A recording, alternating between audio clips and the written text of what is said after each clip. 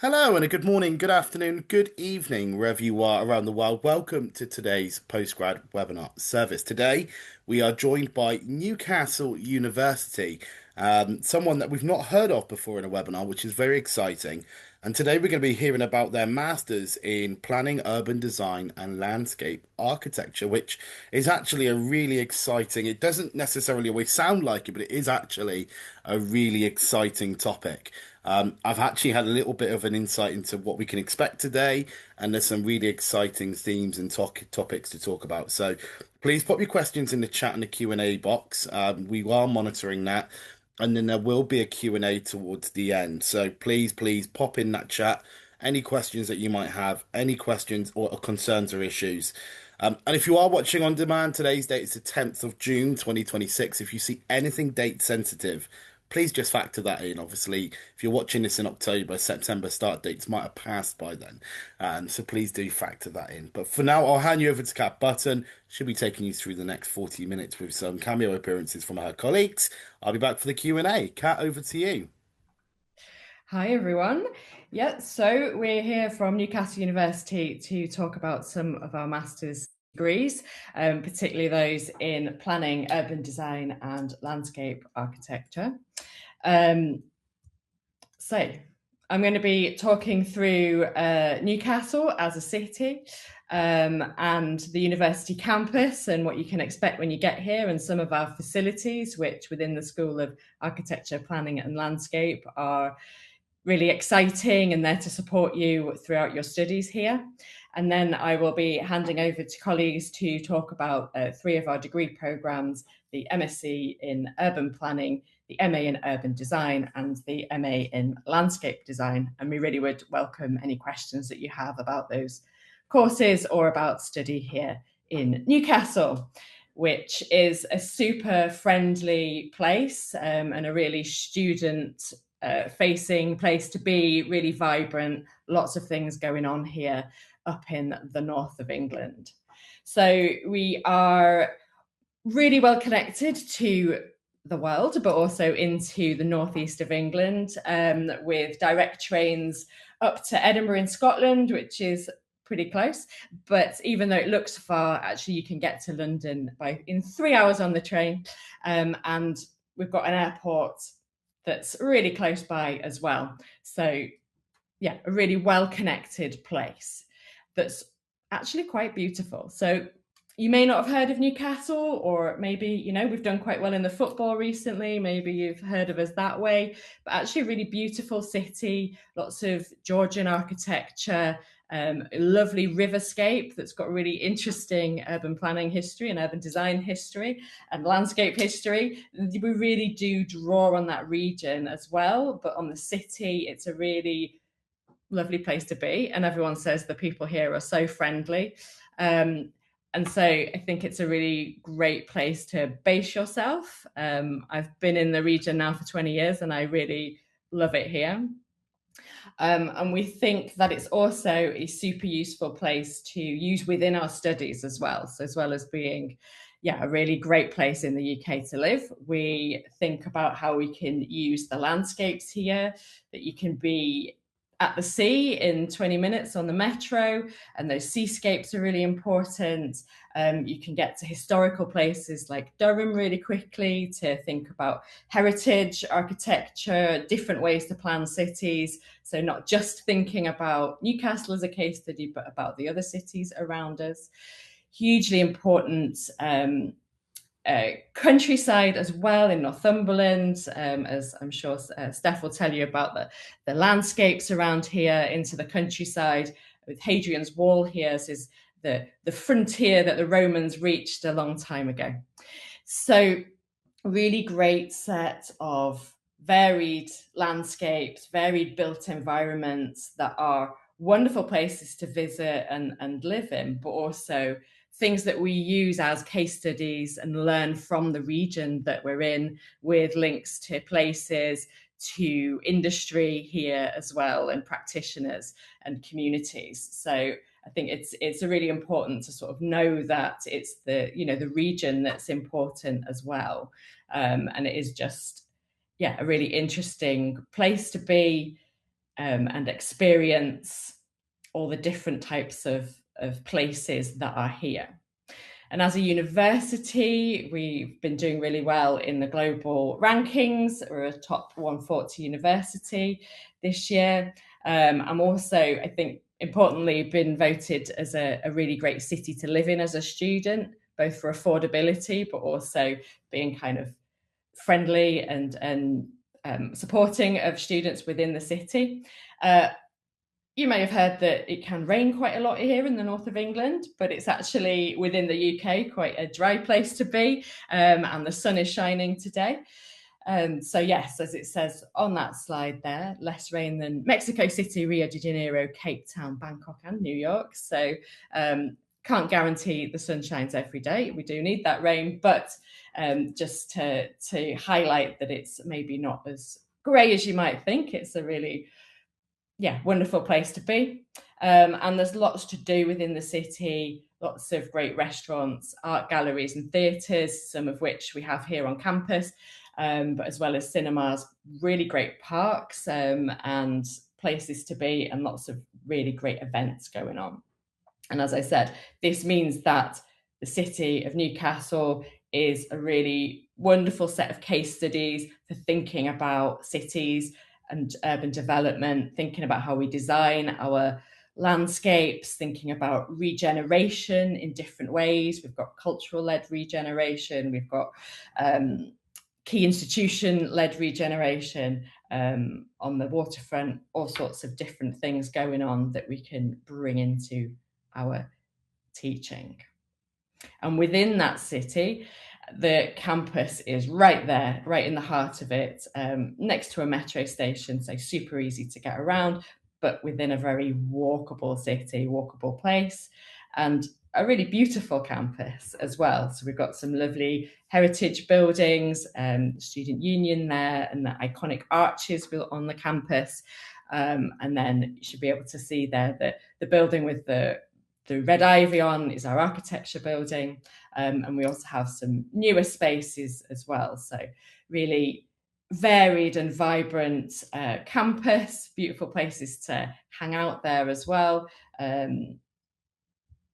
It's a great place to be, and with really good facilities. Libraries are changing and now very much focused on study spaces, ways to support you within your skills, as well as giving you places to work quietly or in groups, different things going on, computer clusters, study rooms, some bookable spaces, some spaces where you're just turning up, cafes to get your refreshments. And there's a range of spaces across the campus, and our facilities are right in the heart of the campus. Really focusing on that experience, and there's lots of new spaces that have just opened up within Kingsgate to also allow you to be on campus and studying and meeting with the rest of the cohort, meeting with your friends and your colleagues, working together. And there's also useful things if you're doing creative work, such as art supplies shops right on campus, which I think is super useful. And as I said earlier, there's a lot of institutions that are culturally focused. So on the campus, we've got museums, we've got art galleries, we've got theatre, and we also, excitingly, within the School of Architecture, Planning and Landscape, have the Farrell Centre, which is going to be part of the degree show that launches this week. And you can see that first image there of the Concrete Dreams was an exhibition at the Farrell Centre, which you might find yourself using exhibitions within your teaching and learning. You might be visiting that. There might be talks going on there, but it's a really useful facility that we have there, having an urban room somewhere to talk about the future of our city and of our region, as well as use that within your learning experience. So this has been a really whistle-top tour through Newcastle and the university and what we have going on. So thinking about the School of Architecture, Planning and Landscape, so brings together a lot of different disciplines, but all working and thinking about space and place in different ways. As subject areas, we have architecture, urban planning, urban design, landscape architecture and building science held together. So you can learn from experts in all sorts of different areas of research and teaching and practice, thinking about cities, building design, conservation, mobilities and transport, infrastructure, resilience. There's all kinds of different experts here in the school, some of which you're going to be hearing from in a minute. And we do try and bring those experiences from research and from practice within our teaching to share with you right on the cutting edge.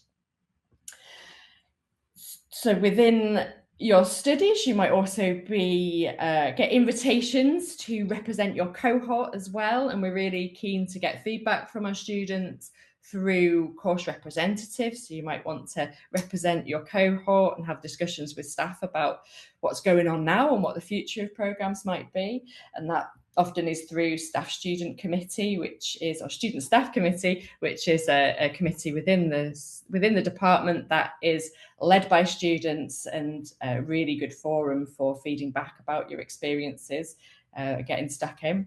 We're also excited that within the school, the societies have been very active the last few years. We have a planning society and an architecture society, and they have been doing all sorts of different talks, bringing in practitioners and different focuses of interest, as well as running social events to bring students together from across the school. We also have degree shows. As I mentioned, the degree show is launching this week and is bringing in a variety of different degree shows. So from all different subject areas, architecture, urban design, landscape, been trying to bring in some ideas from planning as well to really showcase those. And that's a really interesting opportunity to show your work to your peers, but also to potential employers. And that's in Newcastle. And then we'll also be going down to London briefly as a showcase there as well. Also, lots of opportunities to do volunteering and do student-led projects across the different programs, perhaps thinking about your research as well, and the chances to do your capstone projects. Within architecture, planning and landscape as a school, we've got lots of different facilities to get a really vibrant place to be, particularly if you're doing a creative program with design work, where we have quite generous studio provision, where you can get together and be doing your design work with computers and computer clusters within that. There's also print services. So if you are wanting to print and do plotting at large scale, we have the facilities, and calling them ArchiPrint and Plan Print, but yeah, specialist facilities for printing out your design work. But we also have a workshop. You might want to get in there to do modeling, prototyping. You might want to work with clay. You might do 3D printing, etching, laser cutting. All sorts of different possibilities are there for you to explore in creative ways within your design work. So I hope that's given a really good overview of some of the facilities that we have to offer as a city, as a university, and also within the School of Architecture, Planning and Landscape. I'll now pass over to my colleague Gabrielle Sylvester to introduce you to the MSc in Urban Planning. Great, thanks so much, Kat. So, hello everyone. It's a pleasure to be talking to you this morning. Well, at least this morning here in the UK. I hope you're enjoying your time, evening, afternoon, anywhere you are in the world. So my name is Gabriel Sylvester. I am the degree program director for the MSc Urban Planning. So what I'll do in the next 10 minutes is to explain a little bit how the program is structured, who should be interested in applying to this program if you have not already done so, and some of the potential opportunities that lie after you complete this course. So if you decide to join this course, you'll be taking part in a long and rich history of planning, education, and research in the UK. So we have a long tradition, pretty much well-established planning education course that this year is achieving 8 years since we started teaching planning at Newcastle University. So just go back to the previous slide, please. Thank you. And so we not only have this strong tradition in education, but also in research. So most of our staff is very active in research. We have one research unit that for many years has been called GURU, Global Urban Research Unit. We have recently rebranded. And what the reason why I'm mentioning this is because not only we are very keen to bring out the research that we do to the classroom to share with you the nitty gritty of research agendas and how this is being done. So you are up to date with some of the most pressing issues and concerns driving planning research. But we like to say that we engage in a research-led education. So this means that this is an approach where we want to encourage our students to engage critically and creatively with the pressing issues, with the social, economic, environmental aspects that affect the landscape, the built environment, and we keep you with the most important tools that you need in order to lead your own inquiries, your own interests in placemaking and city making. Next slide, please. So this is a very broad introduction to planning. So let me say a few things about the program itself. So most importantly, the MSc Urban Planning is a course that is of the interest of many applicants because they want to enter the planning profession. Right, so the planning profession now currently it's still a very thriving industry. There is a shortage of planners in the UK, and it's also a very important topic in many parts of the world. So cities are at the center of discussions about climate change and the solutions to address some of those issues. And by entering this course, you gain the skills to be able to enter this industry. So it's important to say this is a course that does not require you to have previous training in urban planning. So we do attract a number of students coming from architecture, planning, and geography backgrounds, but we also attract students from other disciplines as well. So we have people coming from history, political science, engineering, English, law, even, and this makes a very rich and interesting program. So at the center of it, so what you'll be doing is to understand the processes of placemaking and the centrality of sustainable development in this. So I've already mentioned you'll be engaging in understanding these large processes, economic, environmental, and institutional factors that shape cities, and understand how you engage in this process and how you can also start to design some of the potential solutions. So the MSc Urban Planning is a big tent. I'll soon be describing some of the modules that structure this program, but it also gives you the possibility of choosing one specialist pathway, right? So you be graduating as a planner with the option of also selecting one specialist pathway that connects you, that puts you in a place to understand planning in relationship to other areas. Next slide, please. Right, so the MSc Urban Planning is designed as a 12-month, very intensive master program, but you also have the option to enroll through a part-time route, depending on your eligibility, and do this over a course of 2 years. So following student feedback a few years ago, we have redesigned and restructured our program to take place so in a way that all teaching takes place only 2 days a week. So it's back-to-back, starting from 9, ending at 4 p.m. on Tuesdays and Thursdays, if you are enrolled as a full-time student, or on Tuesdays in year 1 and Thursdays in year 2 if you are a part-time student. So in a way that this allows you to plan, that gives you more flexibility to plan your workload, your commitments in other days of the week, as well as engaging in other activities in the university, right? So there's a very strong emphasis there on self-directed study. So you engage with teaching 2 days a week and plan all the workload around it. So just a note there to say that in one of your specialist pathways, and I'll get back to this in a moment, there is an exception, which means that if you select the development pathway, there's also classes on Fridays. But this is the only exception. I'll be talking about this in a minute. So next slide, please. So this is a picture of how the program looks like over the course of a year. So we divide our program in two main blocks, semester one, semester two, and also later on during the summer we have the dissertation. So in semester one, you have 5 core modules. So you have their names in there. So planning frameworks, reflexive practitioner, research design, planning and sustainability, and introduction to planning law. So these are the core modules that will introduce you to some of the main aspects of understanding the planning industry, the planning profession, and the planning process as well. But in semester one, you also start with your specialist area. So one specific module will be already linked with this specialism that you will be choosing.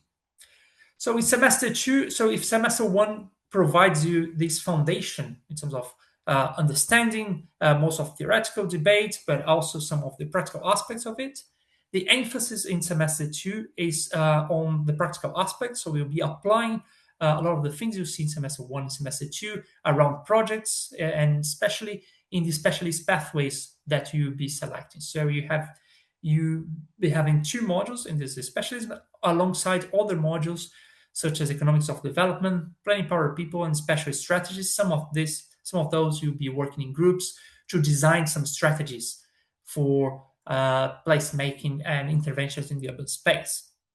So alongside the semesters, but with a strong emphasis during the summer, you also be developing your independent research project. That is your dissertation. So your final research project in which you'll be working closely with a member of staff who will be your mentor through the research process. So next slide, please. So this is how the picture looks like for part-time students. So same number of credits, it's just spread out over the course of 2 years. So if you are a part-time student, you only select your specialist area in year 2. Next slide, please. Okay, right. So one important aspect of our program is that it is accredited by the Royal Town Planning Institute. So this is a very important measure of quality and also of engagement with the body that is responsible for the planning profession and also planning indication in the UK. So it's also all our students automatically become members of RTPI. So it connects you with a network of other young planners and the topics that are shaping planning discussion. And we engage, so we have a very close relationship with them. So they accredit our program, which is a measure of the quality that we have. So not only we're addressing the most current and pressing needs within planning profession, but we're also shaping the discussion as well. So next slide, please.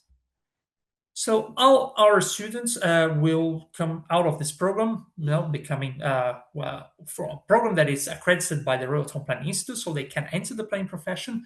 But in addition to that, for those students who select one of the specialist pathways, previous slide, please, which is the development pathway, they will also be duly accredited by the Royal Institute of Chartered Surveyors. So one specialist pathway gives you an additional accreditation. That means that you'll be able to engage with surveying. So next slide, please. So let me just quickly mention the pathways that I hinted from the very beginning. So on top of the core modules, we'll be able to select one out of the 5 pathways that we offer, and then you'll be able to see how planning connects with many other different areas. So we have surveying, as I mentioned, which is the development pathway. So we'll be understanding how planning engage with the surveying profession. We also have global sustainable development that engage with some of the most pressing debates shaping sustainable development around the world, being transport, water, energy, and master planning. The third specialist pathway is regeneration. So it's pretty much about brownfield regeneration, as we call the repurposing of inner city areas for new economic activities. In this coming year, we'll be introducing our 4th pathway, which is urban design. So you'll be understanding more about urban design with my colleague Laura later on. And finally, the fifth pathway is the green infrastructure and landscape pathway that, as the name says, brings a concern, place at the central concern on the use of green but also blue infrastructures in the development of planning. Next slide, please. Just conscious of time. So you have some of the names of some of the modules that are in each pathway. I will be happy to talk more about those in the Q&A, or if you contact me in separate. So yeah, just want to close by saying that it's a very good moment to be involved in planning. It's, as I mentioned at the beginning, it's a thriving profession. It's an industry that that needs a lot of planners, and I can say this about the UK, but in many other places around the world.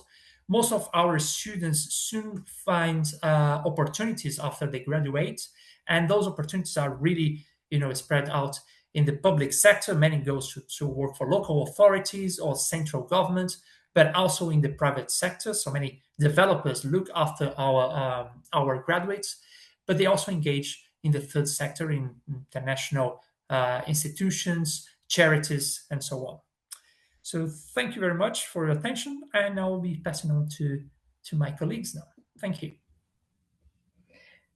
Brilliant. So now over to Laura to talk about the MA in Urban Design. Thank you. Thank you, Kat and Gabriel and everyone for being here. My name is Laura Pinzon.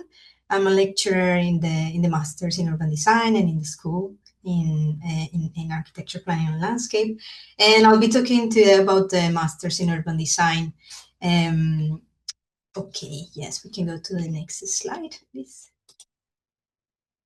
Yeah, this is just to say the content of this presentation is I'm gonna introduce the principles and what does it mean to study urban design at Newcastle, how does it look like, who we are, and some of our modules, so you can have an idea of what the program looks like.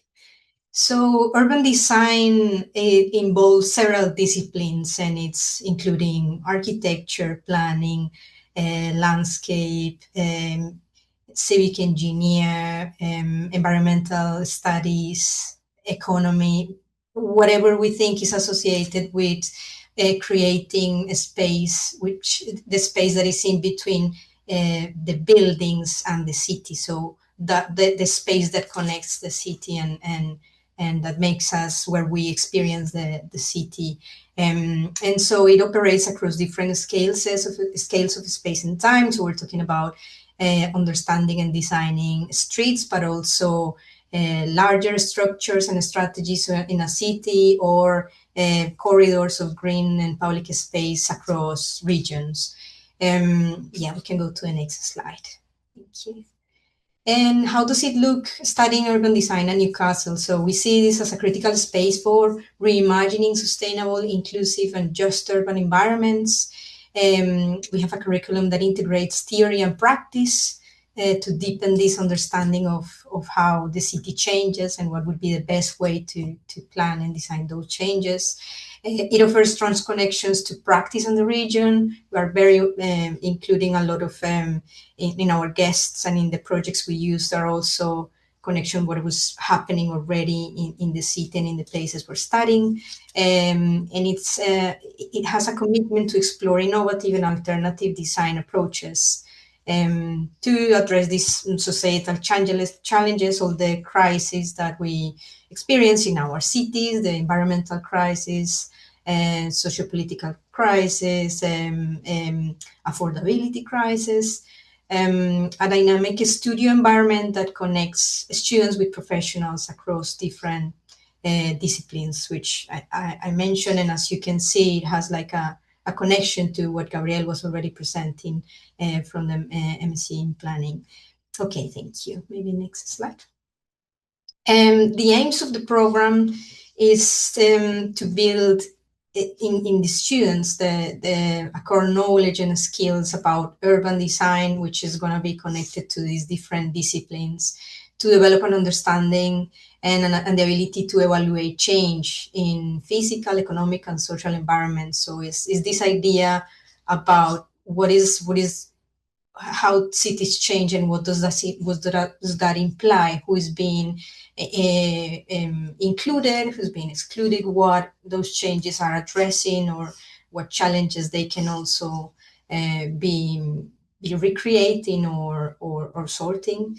To develop skills for promoting and implementing sensitive change, which is connected to these two previous aims, and to improve understanding of the nature and processes of urban development and design. So what does it entail? What is the process? So we talk about understanding policy, site analysis, understanding and applying codes, looking at these frameworks in a critical way. Next slide, please. How do we learn? So there are like three main elements. We have through design-based projects. So we have design-based projects, seminar-based modules, and lecture-based modules. And design-based projects, students explore the scale and elements of urban design and develop conceptual and methodological skills to address contemporary changes. So that's like the laboratory. We're going to be experimenting, and through the tutorials, we're going to start refining those ideas of what entails a design project.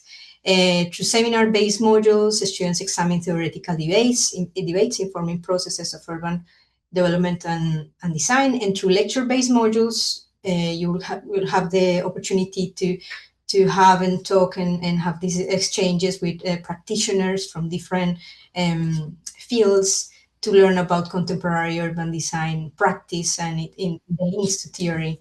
We also will be challenged to use creative approaches and to think critically about the role of urban design and how can urban designers shape a better future in the cities.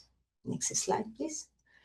Yes, this is just the base of our pedagogy is around project-based. So we're going to be using live projects in practice, and also live research projects, where we're going to, and the reason why they are so important is because those projects are providing the opportunities to develop these essential conceptual methodological skills and in applying in real cases, current cases. They are grounded in the belief that contemporary urban challenges must be addressed through contextual responses and collaborative processes. So that includes, we start getting more scales of complexity being addressed through these projects. Yes, next scale, please. Next slide, please. This is just for you to have an idea of who we are, but this is just some of us. We have a lot of cross-teaching and collaboration between the different disciplines and programs within the school. And here we have we are like a collaboration of professionals with backgrounds in architecture, planning, arts, environmental studies, and we have more of those experiences through our guests. This is the program structure, very similar to what Gabriel was presenting. We have the 2 formats of full-time 12 months intensive masters, which I'm going to be focusing on that today, and the 24 months part-time route is the same, but split in 2 years, and you can have more information about that on the website, or you can email us and we'll send you more information about it. The entry requirements, I'm not going to go through them, but mostly you can also find them in the website. It's two-degree honor degree or international equivalent in a related subject, including architecture, interior design, urban planning, geography. It doesn't have to be only like design based. We have had students that come from other backgrounds like geography or environmental studies, and of course they have the challenge of understanding and developing the skills to present a design project, but it can be done. So just for you to consider, if you're thinking of studying the masters in urban design, it doesn't have to be, you don't need to have this background necessarily in design. This is how the program is split. So we have 3 modules in semester 1, 1 studio, a seminar series, and a lecture series. and to studios in semester 2 with the beginning of the design thesis proposal. And then in the summer, you will complete the design thesis. I'm going to go very quickly to the modules. This is the first studio in the semester 1. Is a project-based module, as I was explaining, organized around a life project. We have been used the case of cultural and creative zones in Newcastle in the city center. And then this last year, we used the case of Newcastle high-level bridge. And so we have the area and the site of the study is just outside of the campus, so it's quite easy to have a really good feeling or an understanding of the site. Yes, this is just to show you some of the production of the students in previous years. Then we have the urban design seminars, where we look at the core theories and concepts around urban design from a variety of disciplines. It emphasizes theoretical debates which inform the processes of urban development and design. And it will involve reading, presenting, and discussing the texts.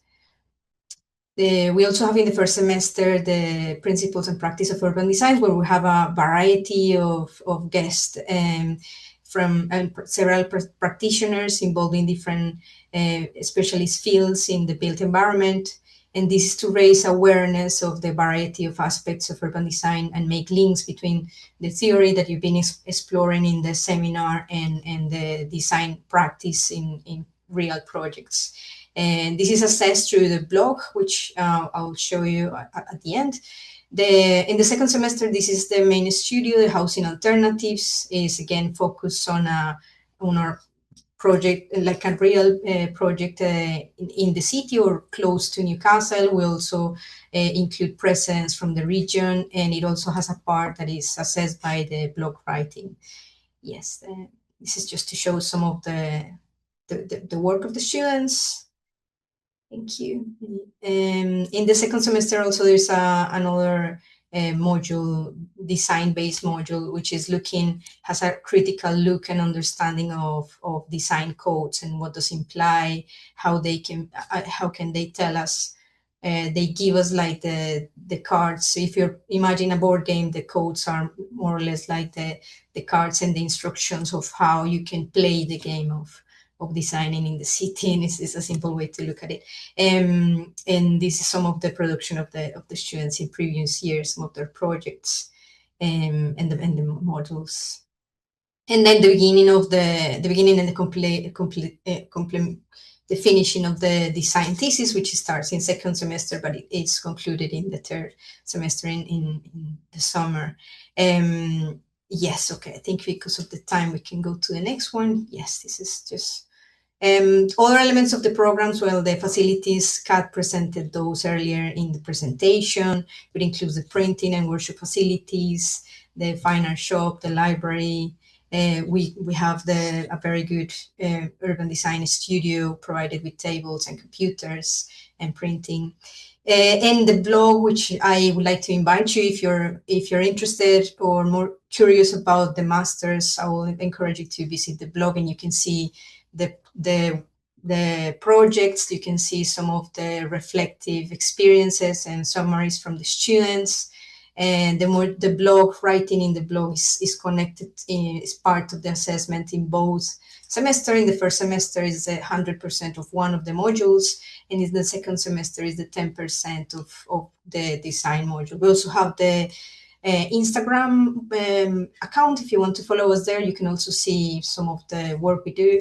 And this is just to show like some of the places and where some of the alumni in the masters have been working with councils, continuing their academic careers, working in very like recognized design and architecture companies. And that's it. Thank you very much. And this is our emails in case you have any further questions. Thank you. Thanks, Laura. That was great. And now we're going to hear from Steph Leach about landscape architecture. Thanks, Steph. Yeah, hello everyone and welcome. So yeah, my name is Steph Leach. I'm a landscape architect, lecturer in landscape architecture, and I'm the degree programme director for the Master of Landscape Architecture here at Newcastle. I've got about 14 years experience as a professional landscape architect out in practice, and then came into my role here about 4 years ago. So yeah, I hope you're really well wherever and whenever you're joining us from around the world. And that you've really been enjoying the really excellent talks from and programme presentations from my lovely colleagues. Yeah, and I'd also just like to highlight Kat's wonderful overview of Newcastle and the wider region, the northeast of England. Yeah, I think it's a city and a region that we in landscape really think is pretty remarkable. And it's a wonderful sort of landscape learning laboratory for us, a place where there's really diverse environments, histories and challenges. And it creates a really rich opportunity, I think, for our students in terms of exploration of all facets of landscape architecture. So now I'll introduce our programme, the Master of Landscape Architecture, the programme that I lead. So I'll begin with a brief look at the history of landscape here at Newcastle. Then a little bit about kind of our programme ethos, before then moving on to looking at our core studio modules, our approach to teaching and learning, and then looking a little bit at the opportunities that our programme kind of opens up for our students in terms of future employment and experience. Okay, so we are, as Gabrielle said, architecture, planning and landscape has a very long history at Newcastle University. So we celebrated our 75th anniversary last year. We're now 76. Starting here in 1950.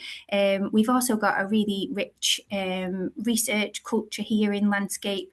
And we have a super active research group, the Landscape Collaboratory. And it focuses on kind of experimental research, bringing together academics, not just from across the school, but also across the university. And we explore and advance thinking for contemporary landscape challenges. And that research really does feed directly into what we teach and how we teach. Your learning here with us would really be sort of research-led, very experimental, both studio and field-based programmes. We have you as students act as co-researchers, developing your skills and knowledge in landscape architecture, planning and management to address resilient and future-focused landscapes. Next slide, thanks, Kat. Our programme, the Master of Landscape Architecture, we're a 2-year full-time postgraduate conversion course. So any graduates from any other disciplines who wish to qualify and work as professional landscape architects, and those with international landscape qualifications who wish to pursue professional studies in the UK. So we've had students join us from all kinds of backgrounds. We've had puppeteers, artists, historians, soil scientists, physicists, and we hope that the programme is a space to bring all of your previous experience with you and into how you learn with us here. We think we offer a really distinctive approach to landscape architecture here at Newcastle. So we offer a professionally accredited pathway. We'll talk a little bit about that shortly. I'll introduce you to the Landscape Institute, our accrediting body. We hope that we foster kind of future-facing skills in our students. We explore multi-species design and the evolving role of landscape architecture in response to myriad crises, climate and biodiversity challenges. We offer a really innovative learning environment. So we have a landscape architecture studio and we deliver learning through 5 core experimental studios that, again, we'll talk through shortly. A lot of field work in the wonderful landscapes in and around Newcastle. And we focus on reading and shaping resilient landscapes. Lots of integrated thinking for us. So we build a strong understanding of landscape architecture in our students in relation to planning, architecture, art and ecology. They're threads that run through what we teach. And it's really sort of about collaboration and research-driven design. So as students, you'll engage in thesis studios. So you'll use a site, a landscape as a way of exploring a particular research topic. We teach cross-disciplinary, lots of collaborations with disciplines within the school, but also outside of the school as well. And we do really treat design as a process of research, experimentation and inquiry. Thanks, Kat. So yeah, just a little bit about our sort of ethos really. So our programme understands landscape architecture as a critical conduit for planetary health and well-being. So we engage across scales, from soils and species to cities and regions. So when we think about the landscape scale for us, the landscape scale can be through a microscope. Likewise, it can be through a telescope. So we foreground multi-species relationships and the interdependence of ecological and social systems through a commitment to equity and environmental justice as well. So we cultivate a practice in our students that's restorative, inclusive and responsive to the complexities of the world that we live in today. Just looking at our core studio modules, there are 5 of these. And they sort of build on one another as you move through your learning journey with us. So you start with an introduction in Landscape Architecture Studio 1, Strategies, Forms and Narratives for Contemporary Landscapes. So it's made up of 2 linked briefs, Multi-Species Narratives 1 and 2, explores landscape as a more than human thing and as very relational. It engages plants, animals and fungi as collaborators. We co-make landscape with them. It reframes children as well as spatial agents and co-designers. It uses playful, multisensory and narrative-led methods, emphasises experimental, iterative making and fieldwork, looks at drawing as a critical tool supported by our visiting professor, Catherine D., an artist and landscape architect, and it establishes a life-centred ecological and narrative design approach. Cities, we call it City as Landscape. Our module, our Studio 2, explores landscape at the city scale as a complex and multi-scalar, again, more than human system. Creative methods are used, so walking, mapping, embodied observations through a process called derive, a practice, called derive. Develops ecological and cultural illiteracies as well, or design thinking. It's again very much a collaborative studio across disciplines. So we have students from our architecture and urban planning programme join us in that module, which is always a really kind of rich collaboration. Lots of group work in this module, creates sort of alternative urban landscape imaginaries as a group together. There's lots of performative outputs, one of which is you make a kind of immersive silent disco landscape tour through an area of Newcastle called Shieldfield. And you will then develop individually a manifesto-driven proposal for an inclusive, resilient urban future. Next, we've got Studio 3, Materiality of Landscape. So this explores landscapes as a material process of finding, revealing and rearranging. Lots of site-based work again. This year we're sited at the Health and Innovation neighbourhood, which is part of the Newcastle University estate, but it's up in the west end of the city. And we're looking at that in terms of it being a brownfield context and an experimental community garden, where materials are treated as active agents in shaping outcomes. We teach this vertically, so stage 1 of the MLA and stage 2 come together on this module. We use methods gathering, handling and analysing site materials. And then you go on to develop sort of a bespoke and evolving system for categorising materials with an emphasis on reuse and revaluation, and very much based in ideas around care. The outcome is a proposal for an experimental garden as a living adaptive landscape. It's actually a live project, so next year's cohort will hopefully be involved in the construction of this garden. Our Studio 4, Designing with Plants and Ecological Green Space Management. This happens in semester 1 of stage 2. So we have, again, a 2-part module. So we look at the wider scale first, an ecological strategy for the region, and then we work down in scales to develop planting design and management proposals proposals. So yeah, first we develop our landscape ecology strategy. We focus on connectivity, biodiversity, ecological systems. That then translates into a Sylvan City tree-led urban design approach, again developed by our wonderful visiting professor Kathy D. Yeah, that's sort of looking at experimental and spatial use of woodland typologies. Oops, sorry, could we just go back one? We're running a little bit short on Oh, time. right, sorry, I've lost Sorry, I'm track. just going to have to move you along a little bit quicker. Yeah, Sorry. yeah. And then finally, all of that comes together in your design thesis. So this is your research by design project, supports self-directed research-led design from inquiry to proposal. There's two parts to this. One happens in semester 2 and the other in semester 3. Again, we work with other programs on this. It's really a kind of cross-disciplinary collaboration. It's very much an iterative process, mapping, speculation, action plans, planting and material resolution. Yeah, and the outcomes are hopefully about kind of addressing ecological, cultural and more than human landscape questions, but questions that are very kind of personal to you. This is where you really get to explore and deep dive into the things that you're interested in.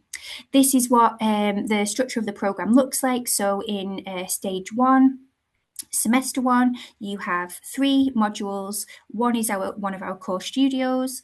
Then they're scaffolded with modules around. And then you have 2 studio modules in semester 2 of stage 1. In MLA 2, in semester 1, again, that's a core design module, but wrapped around with seminar based and lecture-based modules that really scaffold your learning for the studio. And that maps again across onto semester 2. And then we have a semester 3 as part of our MLA. So you stay with us through the summer and we work on the kind of detailed design stage of your design thesis together. The Landscape Institute is our chartered body. So as I said, we're an accredited programme.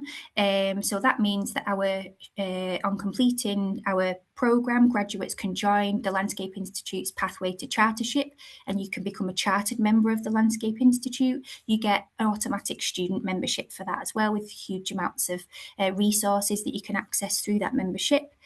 Myriad career pathways for landscape architecture.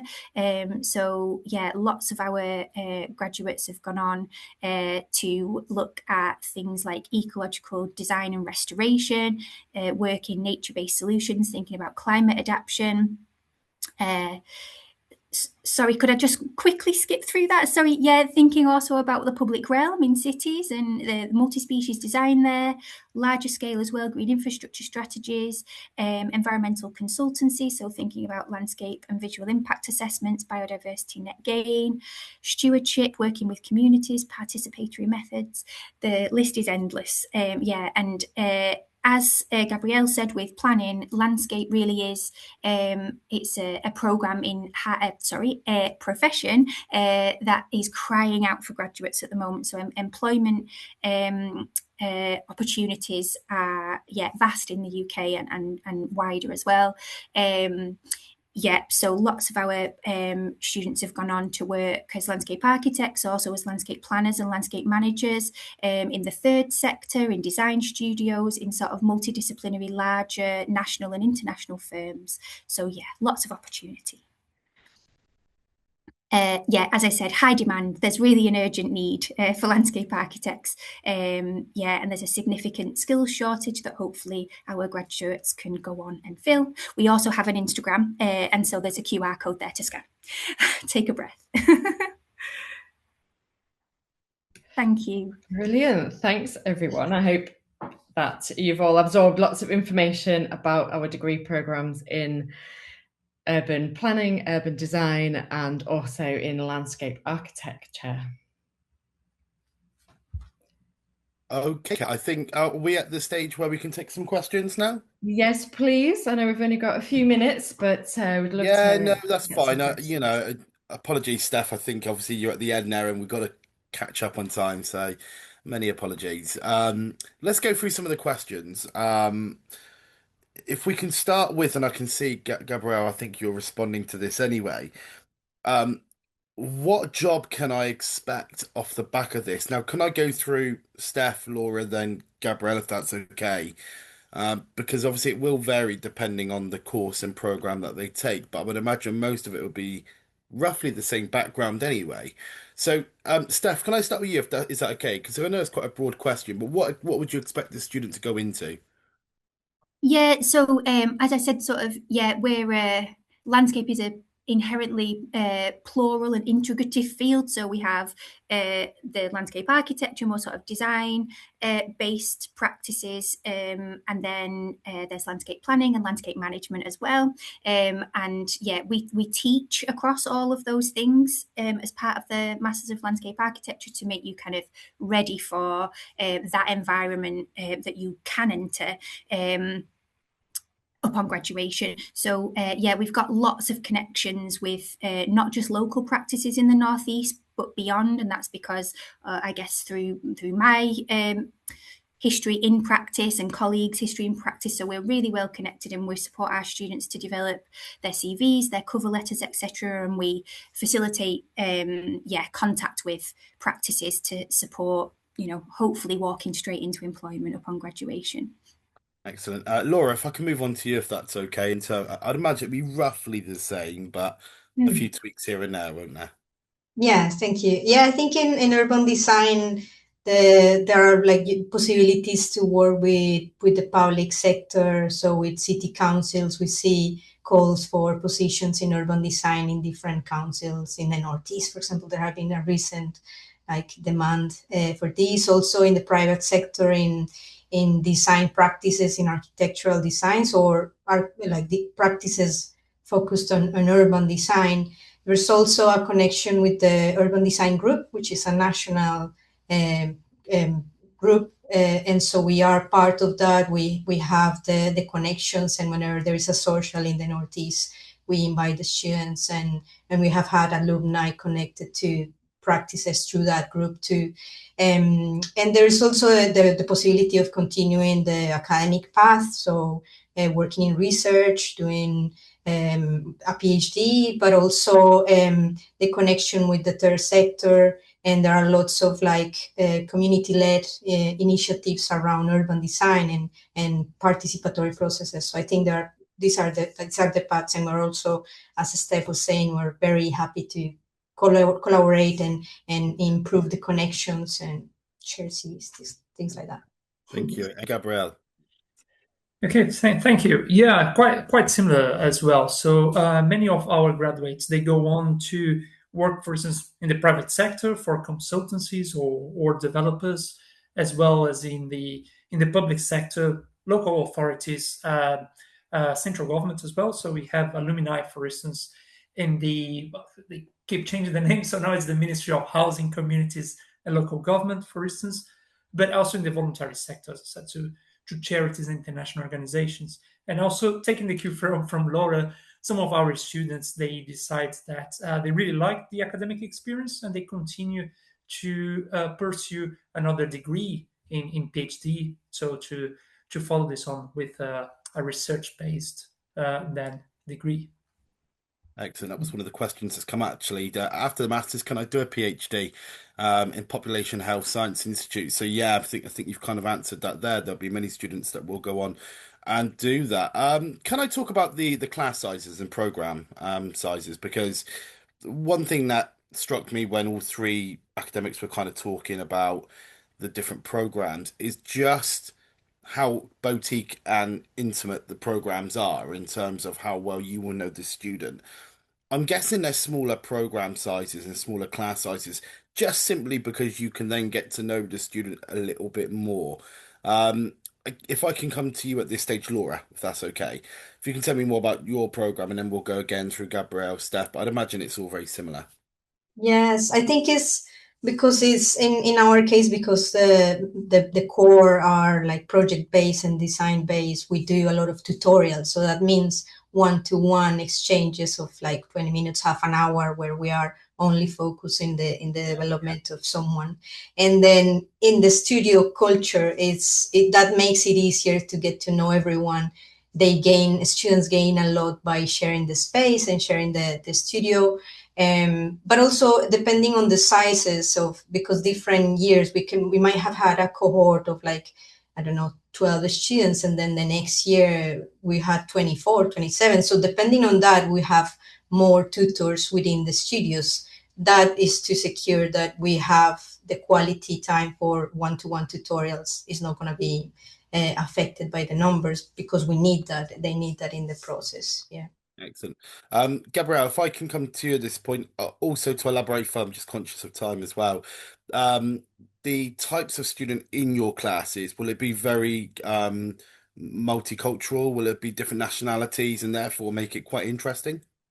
That's right. Yeah, thanks so much, Gareth. So it's slightly a little bit different for the MSc. So the MSc is a larger program. So usually we have about 40 to 45 students.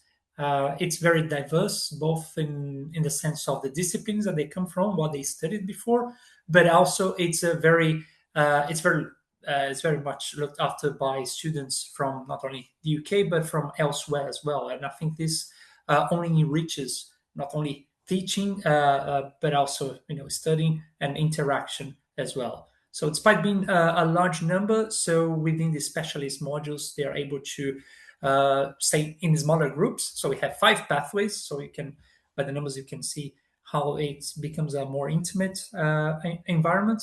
But also it's important to stress that every student, they also have a personal tutor who will be advising and supporting on their student experience.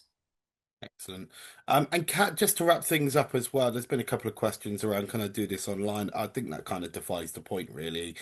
It feels very kind of project based, hands on. You need to be here to do it. Just a follow-up question as well.